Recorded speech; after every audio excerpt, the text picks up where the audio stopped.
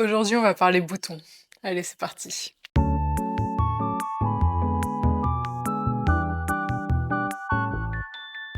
Vous l'aurez compris, aujourd'hui, on va faire des DIY avec des boutons. J'ai acheté un gros lot de boutons sur Vinted et je me suis dit qu'on allait tester plein de petits trucs à faire avec. Parce que j'aime trop les boutons, je trouve ça trop joli. Et là, c'est un lot qui est vraiment sympa avec plein de boutons différents, mais dans des tons de gris et de noir. Et on va explorer ensemble tout ce qu'on peut faire avec ça. Pour commencer, j'ai envie de faire ce dont je vous avais parlé récemment, c'est-à-dire le petit miroir à coller sur le support. Le support à la base est en bois, je l'ai déjà peint. Je l'ai peint en vert, c'était des restes de peinture verte que j'avais qui traînaient dans un placard. Et ce qu'on va faire, c'est qu'on va coller le miroir au centre, et ensuite on va coller des boutons tout autour pour faire un cadre bouton avec un fond vert. Je trouvais que bouton sur verre, ça rendait mieux que bouton sur bois, je sais pas. Et puis on va voir ce que ça va donner, hein. Écoutez, j'ai sorti mon pire ennemi, mais bon, on espère que ça va bien se passer aujourd'hui. J'ai beaucoup de mal avec le pistolet à colle. Vraiment, il faut que j'apprenne à maîtriser cet outil parce que chaque fois j'en mets partout. D'ailleurs, il est recouvert de colle. Mais bon, écoutez, hein, c'est en forgeant qu'on devient forgeron, donc on va coller pour devenir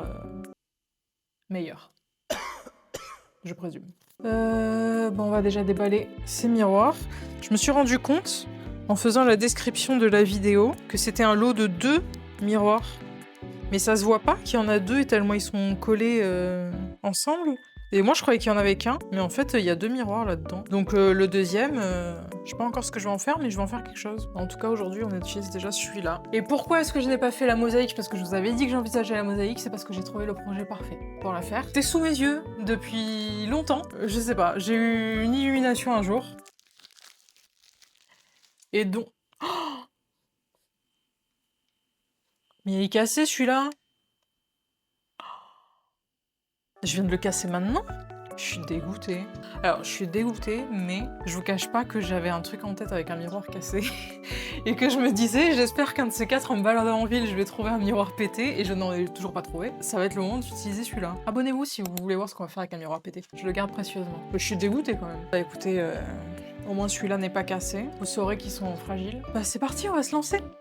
Alors, je vous explique un peu ce qui s'est passé. En fait, au début, je flippais un peu parce que je me disais que le miroir est bien fragile étant donné que l'autre a cassé, et peut-être qu'il va pas supporter la colle si elle est trop chaude. Donc, je me suis empressée de le coller avant que mon pistolet à colle ne soit complètement chaud, sauf qu'au final, c'était une très mauvaise idée. Le miroir s'est complètement décollé une fois que ça avait refroidi. Je me suis donc retrouvée à retirer tout le surplus de colle, et ça va, ça n'a rien abîmé, Dieu merci. Bref, ne faites pas comme moi, attendez que votre colle soit bien chaude, sinon ça ne tiendra pas. Et je ne sais pas vraiment pourquoi, mais écoutez, c'est comme ça. Après deuxième tentative bien chaude, le miroir a tenu le coup et est très bien collé, c'est une victoire. On va pouvoir enchaîner avec la mise en place des boutons, un par un, et bien évidemment, vous vous en doutez, bah c'est laborieux. Il y a des filaments de colle qui volent dans tous les sens, ça s'accroche partout, je me brûle les doigts une bonne dizaine de fois, mais je ne lâche pas l'affaire et on voit enfin le bout.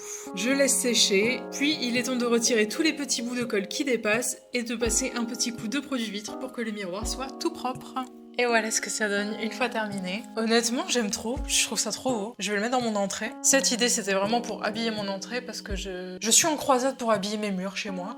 Parce qu'ils sont déjà, il faut de la couleur, mais ils sont aussi vides, j'ai pas de cadre, j'ai rien. Et je trouve ça trop triste et je trouve que ma maison manque de personnalité, c'est horrible. Donc ça ira dans mon entrée, voilà. Petit check-up avant de sortir, on check le maquillage, on check le chapeau, je ne sais quoi. Voilà, franchement, c'est simple, hein. C'est vraiment une idée basique, accessible à tous, voilà, des boutons, de la colle. Il reste quelques petits filaments de colle par endroit, faut que je trouve une façon efficace de bien les nettoyer. Vraiment, le pistolet à colle et moi, on n'est pas meilleurs amis, hein.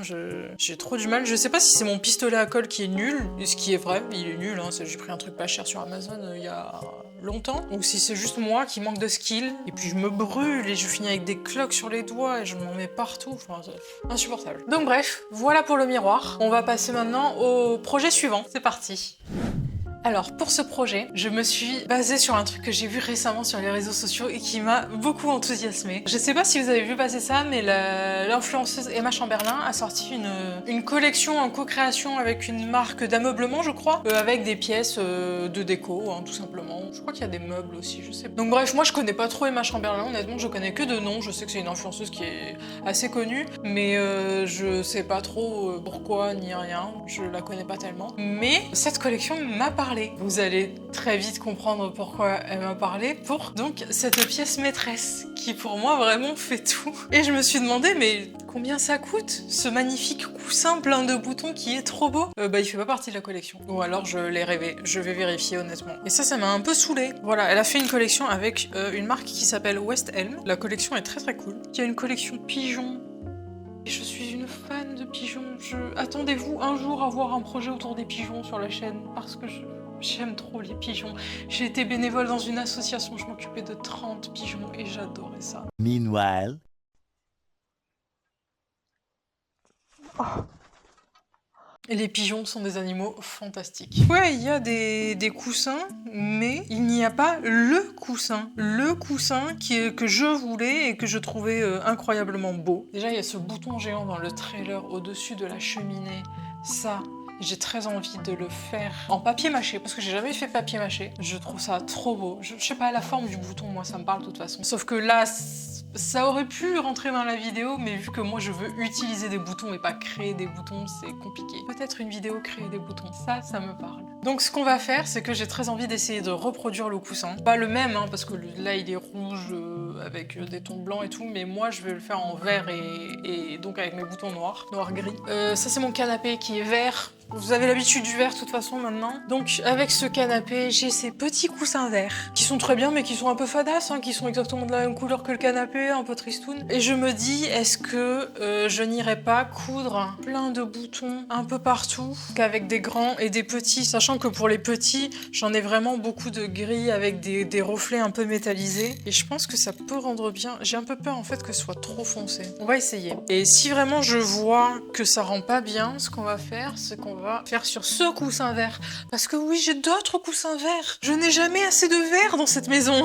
Non, il faut vraiment que je commence à acheter des trucs qui ne sont pas verts. Et j'essaie de me retenir. Mais c'est pas évident tous les jours. Donc ouais, on va déjà commencer sur les petits et on va voir ce que ça donne. Je sens que ça va être un projet qui va me prendre énormément de temps. Et je me dis, est-ce que je vais faire ça à la main? Est-ce que je vais le faire à la machine à coudre? À la machine à coudre, ça va me prendre du temps aussi. Pas que ça me prenne 3 ans non plus. Je pense que je vais passer la soirée là-dessus déjà. Bah c'est parti. Hein.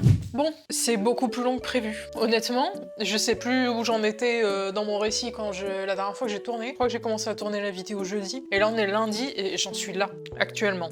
C'est très très long. Si je veux finir ça, la vidéo ne sortira jamais. Ce qu'on va faire, c'est que je vais terminer ça de mon côté. Vous n'aurez que ça pour l'instant. Et une fois que je l'aurai terminé, je vous posterai le résultat dans l'onglet communauté. Comme ça, vous pouvez voir ce que ça donne. Et je vais vous montrer aussi la technique que j'ai utilisée pour attacher les boutons. Alors pour commencer, vous allez sortir environ 30 cm de fil de votre bobine que vous allez plier en deux et passer la boucle dans le chat de votre aiguille. Vous allez ensuite traverser le tissu à partir de l'envers en ressortant côté endroit sans faire passer complètement votre fil. Laissez bien la partie avec la boucle sur la partie envers et tenez-la avec vos doigts pour être sûr qu'elle ne passe pas à travers. Puis vous repassez votre aiguille dans la partie envers et vous allez simplement la laisser passer à travers votre boucle. Et voilà, votre fil est fixé à votre tissu et ça sans aucun nœud, c'est tout propre. Après ça, vous allez coudre votre bouton normalement. Moi, généralement, je passe 2 fois mon fil dans les trous pour être sûr de bien le fixer. Et pour le 3e passage, je passe mon fil quelques fois autour du bouton pour bien le sécuriser et je repasse une dernière fois dans les trous. Et ensuite, je fais quelques allers-retours à l'arrière avant de couper mon fil. Et normalement, avec cette technique, ça devrait tenir sans problème. Le plus chiant, au final, c'est juste de bien viser les trous. Ça prend du temps, mais bon. Ça prend du temps, mais ça vaut le coup.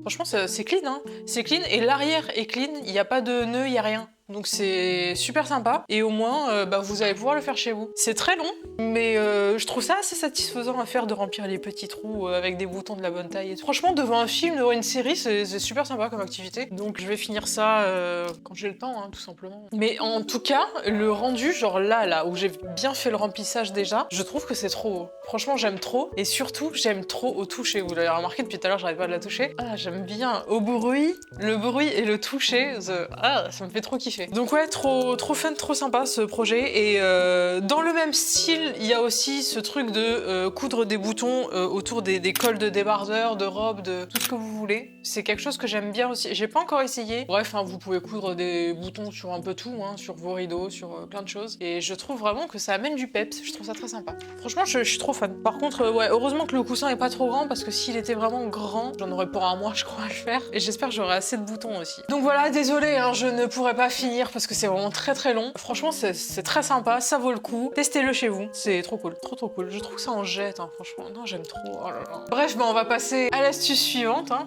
C'est parti. Pour cette dernière activité, on va parler bijoux. Il y a quelques temps, je me suis fait ce petit bracelet en bouton et je trouve l'idée trop sympa. Je sais pas, j'aime bien. Il y a un côté un peu enfantin, mais il y a un côté aussi un peu grunge, je sais pas. Je m'en suis fait une chaîne aussi pour mon sac que je n'ai plus parce qu'elle s'est cassée, je la répare. Et cette idée-là, elle m'est venue d'un tuto que j'avais vu sur comment faire une guirlande avec des boutons. Et je m'étais dit trop cool, j'ai trop envie de faire ça. Mais me connaissant, si je mets une guirlande de boutons qui pend sur ma porte, ça va me saouler très vite. Et je me suis dit que ça me rendrait folle si je faisais ça chez moi. Donc j'ai adapté, j'ai fait des petits bracelets ou ce genre de trucs. Et en soi, c'est vraiment pas compliqué à faire. C'est tout simple. La seule chose dont vous avez besoin, c'est donc de ces petits anneaux en métal. J'ai acheté ceux-là, j'en ai acheté des dorés aussi il y a quelques temps parce que je voulais faire Je m'étais mis en tête de faire des bijoux en effet côte de maille. Voilà. Et donc j'avais commencé à faire un choker que je n'ai jamais terminé parce que c'est vraiment très long et au final, ça m'amusait pas tant que ça. Il y a des activités comme ça qui sont pas giga fun hein, et qui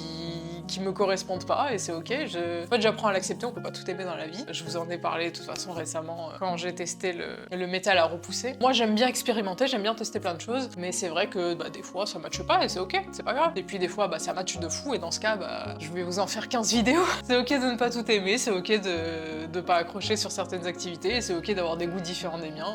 Vous, peut-être que vous allez adorer cette activité, donc je vous la propose. J'en profite pour vous rappeler qu'à chaque vidéo, je vous mets la liste du matériel que j'utilise en description, donc n'hésitez pas à y jeter un coup d'œil si vous cherchez des infos, c'est là pour ça. Mes anneaux sont assez petits et malheureusement j'ai que cette taille-là, donc je ne vais pouvoir utiliser que les petits boutons. Mais si vous en prenez de différentes tailles, vous pouvez cycler entre les deux et le rendu sera encore plus sympa. Bref, ici rien de compliqué, vous allez commencer par ouvrir un premier anneau en grand, ensuite vous allez glisser votre bouton dedans et refermer votre anneau. Vous prenez ensuite un deuxième anneau que vous allez glisser dans le premier et avant de le refermer, vous allez y mettre un deuxième bouton. Puis vous allez recommencer sur le trou d'en face de ce même bouton et si tout se passe bien, vous devriez avoir la suite suivante. Bouton, anneau, anneau, bouton, anneau, anneau, etc. Bien évidemment, rien ne vous empêche de faire autrement en fonction de votre matériel et de vos goûts. Et une fois que la longueur vous convient, vous pouvez y ajouter un petit fermoir comme moi j'ai fait pour mon bracelet, si vous voulez faire un petit bijou. Vous allez rire, mais actuellement, mon trépied est en train de tenir avec de la ficelle. Si ça coupe et que vous tombez, c'est que ça n'aura pas tenu. Ah non mais c'est un gag, hein. C'est vraiment un gag à ce stade-là. La semaine dernière, je pète mon objectif et là maintenant j'ai ça. Bref, du matériel de qualité, hein. C'était donc 3 façons d'utiliser des boutons pour vos DIY. Et donc pour résumer, comment utiliser des boutons pour un DIY? Et on peut les coller sur des trucs de notre choix, ou alors on peut les coudre sur un truc de notre choix, ou alors on peut faire des bijoux ou les lier les uns aux autres avec une chaîne. Voilà, c'est 3 façons avec lesquelles j'aime bien utiliser les boutons pour mes projets. Et ce qui est bien, c'est que c'est 3 méthodes complètement différentes les unes des autres, mais qui peuvent être vraiment déclinées à l'infini. Voilà, écoutez, hein, c'est tout pour aujourd'hui. J'espère que ça vous a inspiré, hein, que ça vous a donné des idées pour tester chez vous. Et écoutez, si tout va bien et que j'arrive à filmer avec mon trépied qui tient avec une ficelle, on devrait se revoir normalement la semaine prochaine. N'oubliez pas de vous abonner, bien évidemment, et je vous dis à très bientôt.